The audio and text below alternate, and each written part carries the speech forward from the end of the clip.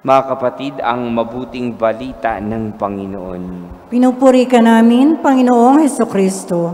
Magsiupo po ang lahat. Kailan ba natin masusukat ang kapangyarihan ng Diyos?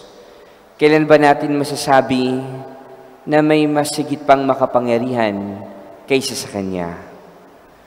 Tunay nga na sa ating panalangin, sa ating pagninilay, sa ating sariling buhay, sa Diyos na ating pinag-aalayan ng ating buhay, at ating pinananaligan na tunay, kailanman tayo'y Kanyang samahan at gabayan upang sa pananampalataya, kailanman ay hindi tayo maligaw, kailanman hindi tayo sumuko, kailanman na hindi tayo magpatalo sa mga pagsubok, sa mga problema, sa mga hindi natin inaasahang pangyayari sa ating buhay.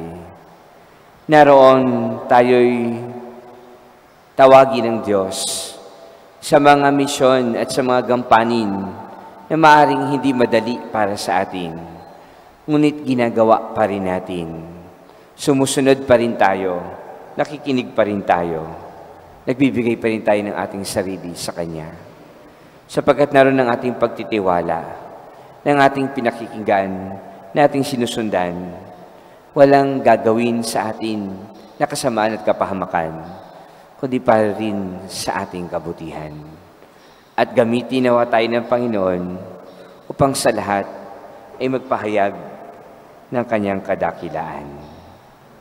Nawa sa mga pagkakataon na iniisip natin na ang Diyos nga ba'y nakikinig sa ating mga panalangin, sa ating mga dasal. Ang Diyos nga ba'y patuloy tayong sinasamahan sa mga pagsubok na dumarating sa buhay. Ngunit maaaring may mga pagkakataon ating nararamdaman, tila baga ang Diyos ay hindi nakikinig at hindi nananatiling naririyan. Ngunit sa mga pagkakataong iyon, mas higit tayong maging matatag at matibay. At sa bandang huli, makita natin na tayo rin ay maging matagumpay sa tulong at awa ng Poong May Kapal.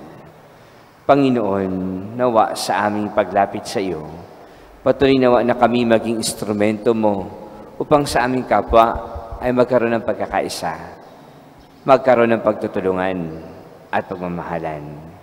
Sapagkat ang lahat ng ito'y aming ginagawa at kami yung kinakasangkapan upang masigit na ikaw ay dakilain at papurihan.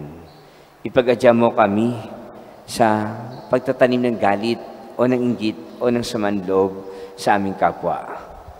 At patuloy na ang aming ginagawa, ang aming iniisip at ang aming mga salita ay lahat ay puro patungkol sa iyong kabutihan, kadakilaan at mabuting halimbawa.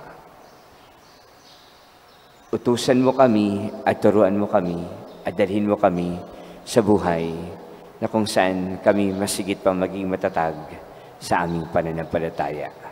Sa bawat pagsubok, ikaw nawa ang lagi naming makita at ikaw nawa ang lagi naming maging kasangkapan at maging gabay upang makapagbigay ng liwanag sa iba. Amen.